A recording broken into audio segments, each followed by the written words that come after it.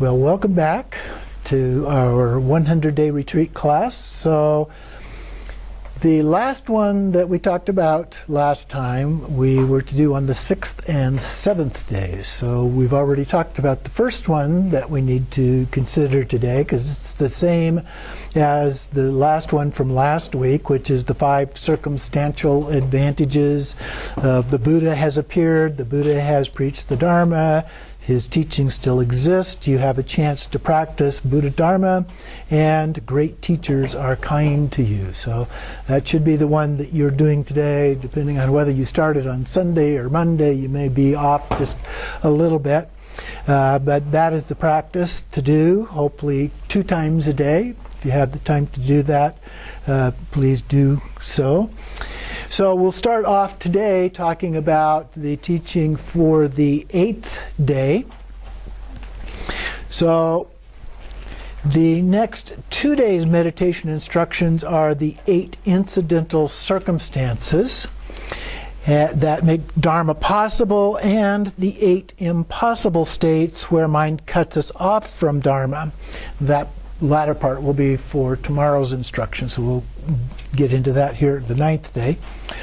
So the 2 groups are the non-freedoms that take your freedoms and advantages. So they do things that cause us not to have those advantages. So he gives an analogy here. This is like having 18 sheep. And a wolf eats one, you only have 17. If a wolf eats 2, you only have 16. Similarly, if you have these conditions, the incidental circumstances will eventually destroy your 8 freedoms and 10 advantages for Dharma. So we need to be careful and monitor these things and make sure that we are watching the kind of things that are happening that can interfere with our Dharma practices. If you don't have any of these today, they can come tomorrow. If you don't have these conditions in the morning, they can come in the evening. And even if if you don't have these before your meditation, they can come after your meditation. So they can pop up at any time. So you have to be aware of them at all times. It is very important to understand these and abandon them with the antidote for each condition. So this one is fairly long because we've got the 8 incidental circumstances here and a discussion about each of those. So we have to contemplate each one of those in some detail.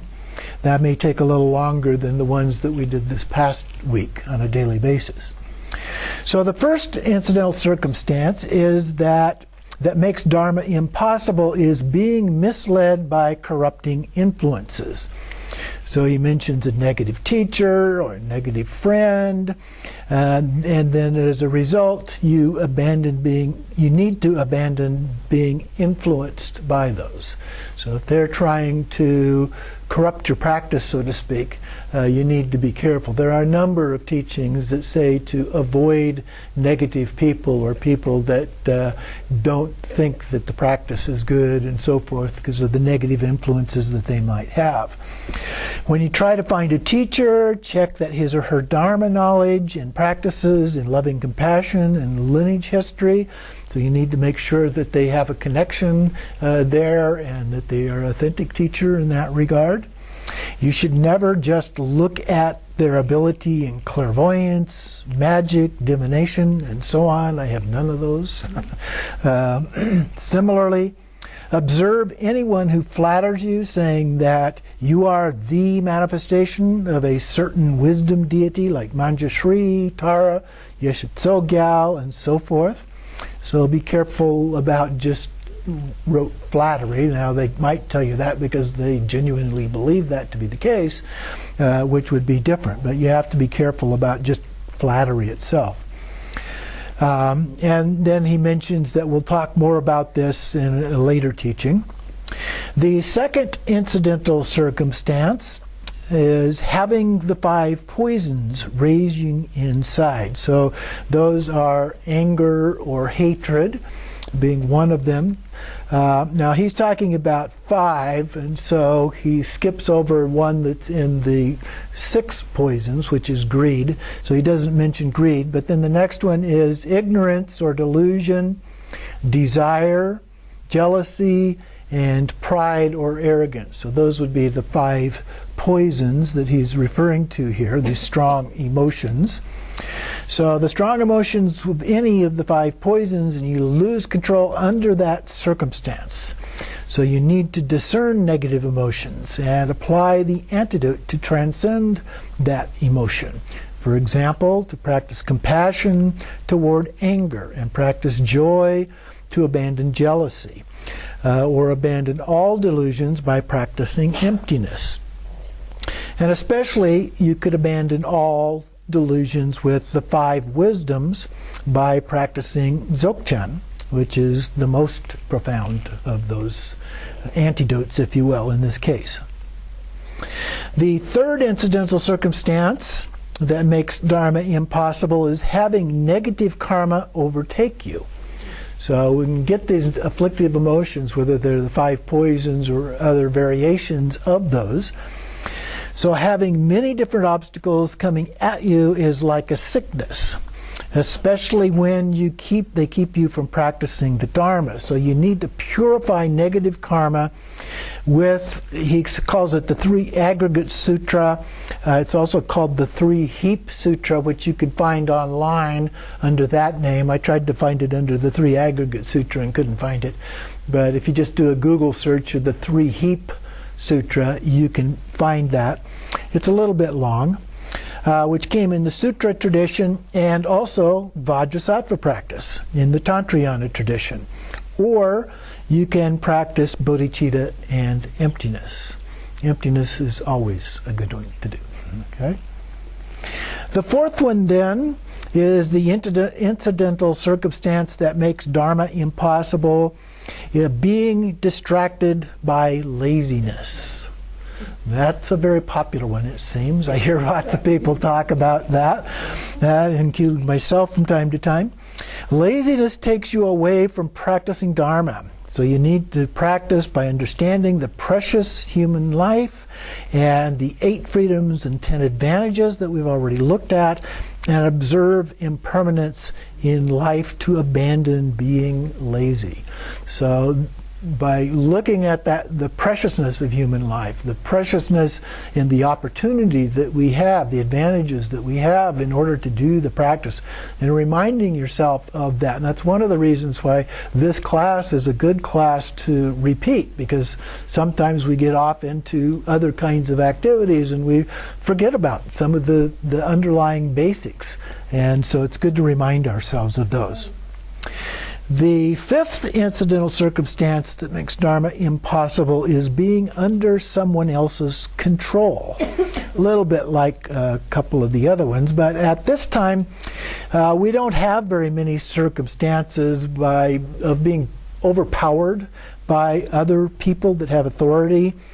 But Buddha said that when you are young, you lose your freedom by losing your time. Many people lost their freedom due to financial situations or freedom from these circumstances, and that is very important. If you cannot obtain freedom from these circumstances, still try to make time available to practice Dharma. So that needs to be a priority. Sometimes it means giving up something else that you're doing in your life that's taking time from you. A real good one these days seems to be social media. Most of us could probably find a little bit of time to do Dharma if we did less social media. So one of the options to consider there. The sixth incidental circumstance that makes Dharma impossible is practicing Dharma out of insincerity or fear. He talks here about a long time ago in India there was a different kind of a culture. If you killed someone or did some other negative deed that you felt guilty for doing and then took ordination to become a monk or a nun, no one would mention your misconduct, not even the leader of the country. Therefore, many people turned toward Dharma to free themselves from fear. But now, no country has this kind of law.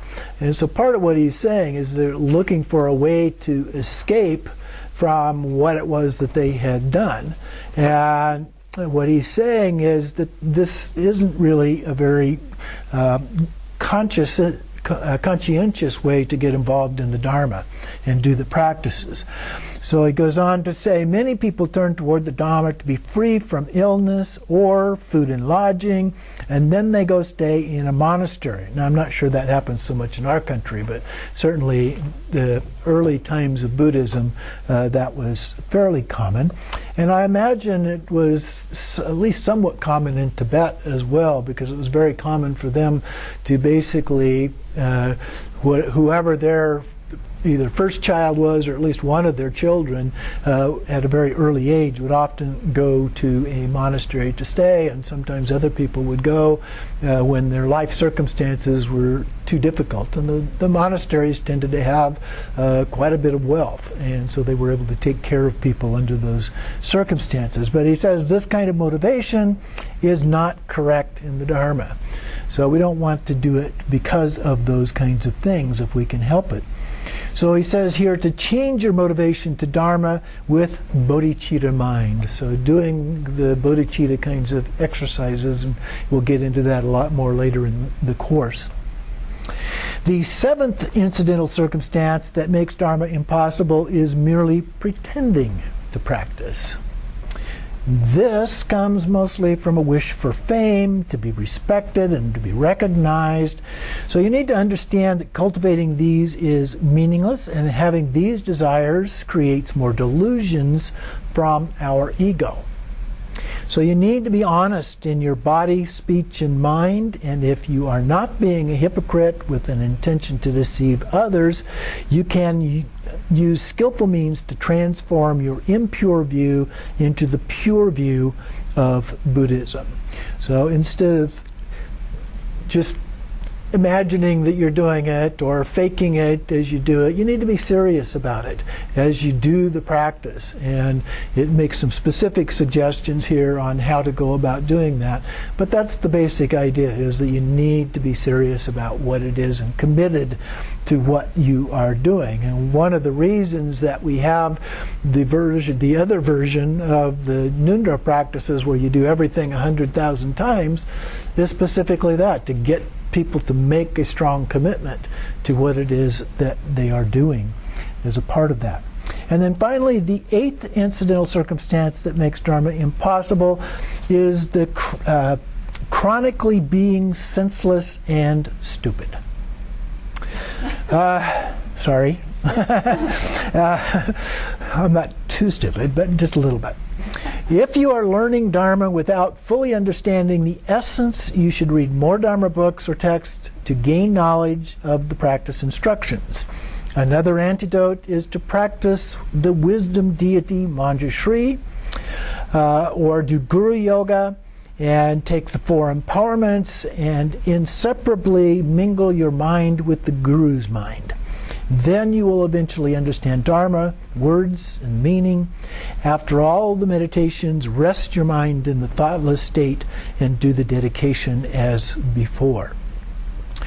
So these are the things that are suggested that we do as antidotes to those potential problems in doing our practice. So it may not be a completely comprehensive list, but it's certainly a good and useful list for us to do. So for the 8th day, those are the things that we are to contemplate, think about, and look at and see if you can find ways in which those things are troublesome for you, and then look at doing some of these practices to help benefit the practice that you are doing.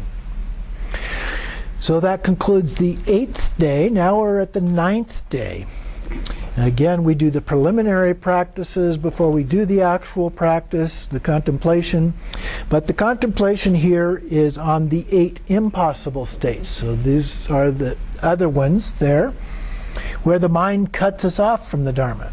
So those impossible states are having little renunciation. You need to have at least some. letting go of some of the things that we might commonly do, being without faith in the Dharma and teacher, having too much attachment to wealth and family, engaging in degenerate behavior, not avoiding non-virtuous acts, not having the slightest real interest in Dharma, breaking Sutrayana vows, and breaking Tantrayana Samaya commitments. So that's the list here. That's another pretty good list here.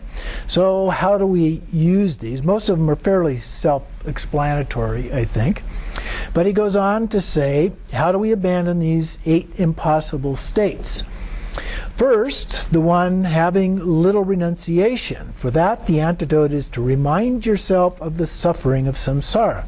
So we just did that, or maybe still doing that, depending on where you are with these, and looking through the variety of different things that cause us to have suffering. And we'll look at this in more detail in future teachings. The second is being without faith in the Dharma and teacher. The antidote here is to realize the great qualities of the Dharma and the teacher. And we'll also go into those in more detail in another one of these later on. For the third condition, having too much attachment to wealth and family. So the 3 doors, body, speech, and mind, are dedicated fully towards sustaining your family's living and not the Dharma. At a minimum, you should dedicate a portion of your time to Dharma. So it's easy sometimes when we get caught up in life, especially when we have families, we have a job, and all these other things going on in our lives, to just say, well, I just don't have time today, I'll put it off until tomorrow. And then tomorrow comes, and, well, I'll put it off again, and so forth. And it begins to become a habit. And it gets easier and easier to just put it off each time. And so he's saying here we need to commit to at least some time to do that. And there are Dharma practices that can be done in very short time frames. Now, some of these particular contemplations, because they have a number of different elements, are going to take a little bit more time than the first ones that we did. But a lot of these practices, as well as other Dharma practices, can be done in a very short time if that's all that you've got. Nothing else, take refuge and dedicate that. You can do very basic kinds of things if that's the circumstances that you're in. But don't let yourself get lazy. Don't let the other kinds of commitments overtake your Dharma practice. Be sure to find a way to put that into your schedule. The next one, the fourth one, is engaging in degenerate behavior. The antidote here is to learn from your Dharma friend who has good conduct and understand that your major behavior what your major behavior concern is, like anger or jealousy. So you need to do some self-analysis to say, okay, what's blocking me here? What's keeping me from doing those things? And then you should abandon that negative emotion by better understanding that emotion. There are some other practices that we can do. In Vajrayana, there are practices where we deal directly with those emotions and look for ways to then transform those into wisdom, is the term that's often used for that. And then there's actually quite a few different books out there right now about different afflictive kinds of emotions, especially anger. There must be 20 books out about anger right now for some reason. But other afflictive emotions as well that are out there, and there are things that we can do to help with those. Then we have the fifth condition of not avoiding non-virtuous acts. So there we need to understand karma and result, and know what is to be avoided and what is to be accepted. So there, one of the ways to do that is if you look at that list of 10 non-virtuous acts to avoid and the 10 virtuous acts to engage in, that's a good list. So it looks at things for body, for speech, for mind, and there may be other things that are issues than those 10, but that's a good list of 10 to take a look at to get a sense, because they're pairs. And so there's a non-virtuous action, and then there's a recommended virtuous action to deal with that as an antidote. And so that, again, you can find in my book. You can find that on the internet. There's lots of those things that you can look at to get a copy of that.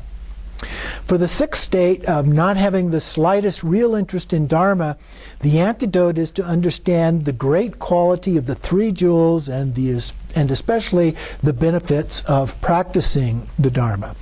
And so we looked at some of those. What are some of the benefits in terms of doing that?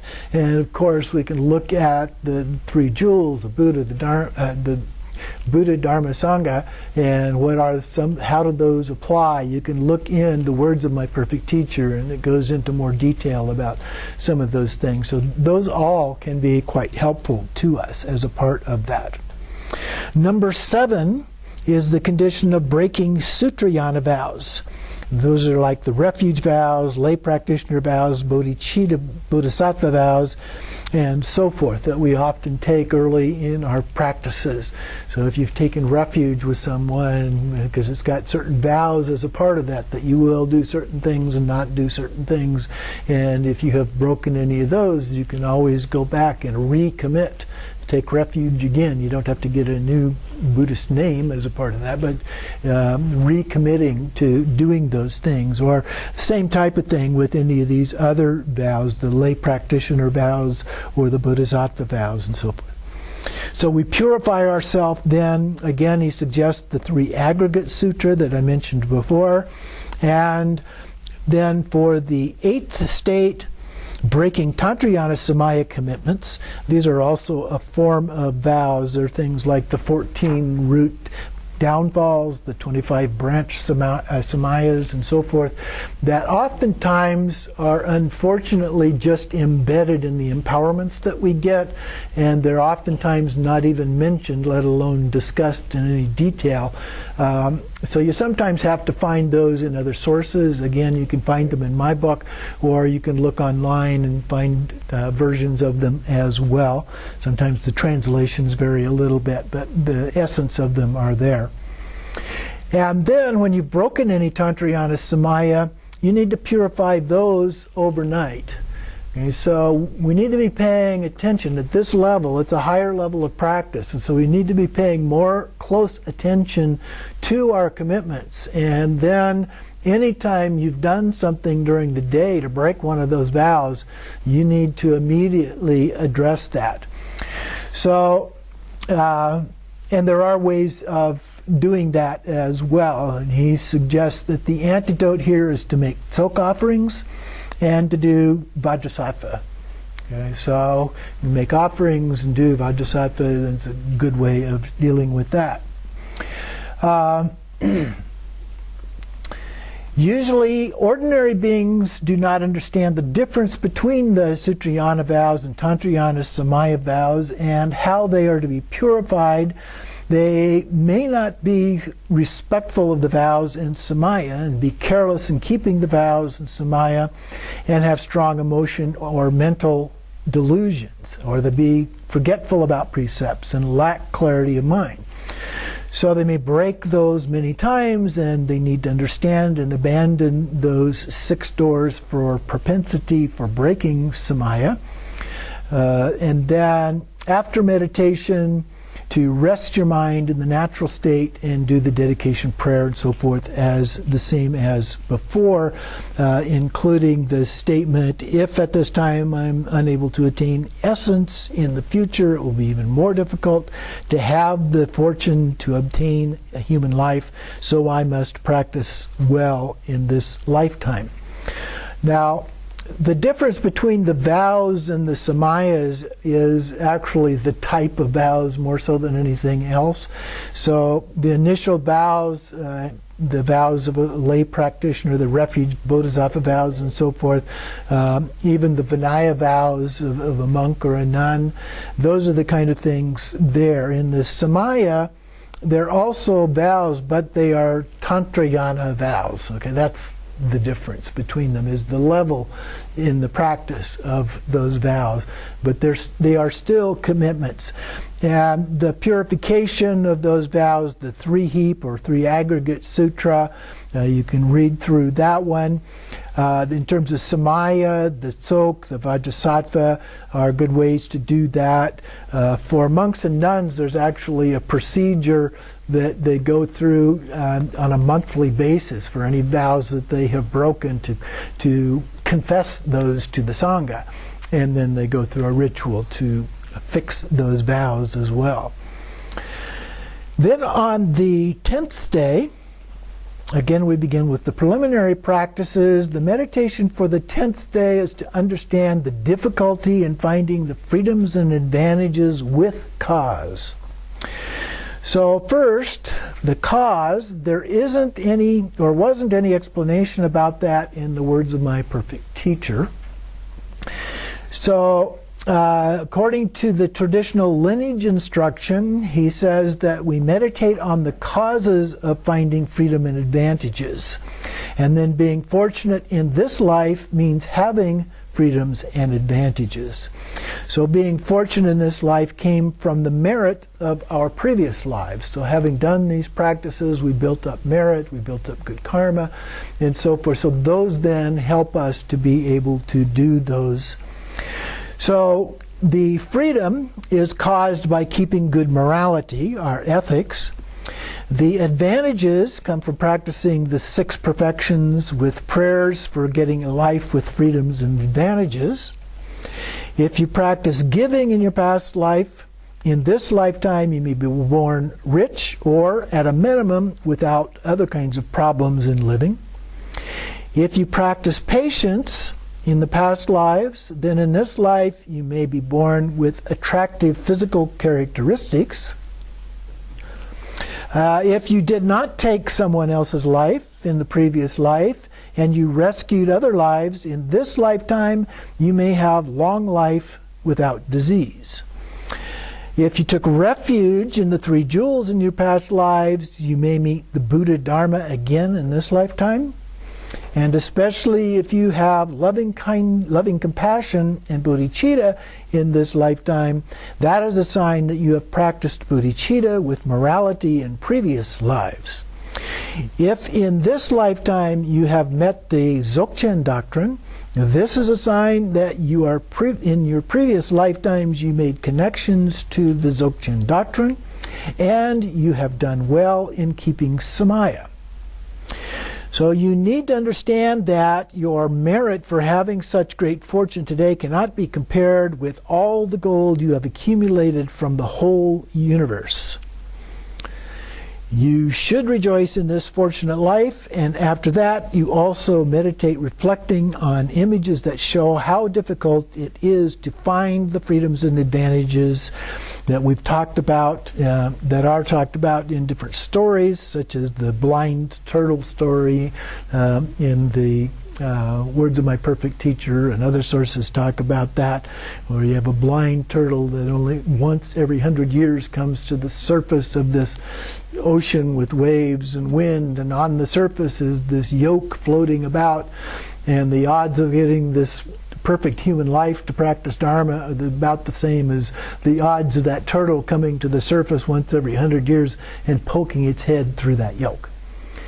But you can look at it other ways as too. I describe in my book, talking about it just from a pure genetic point of view. The odds, what are the odds of that particular sperm and that particular egg coming together at that particular time to create you? Okay?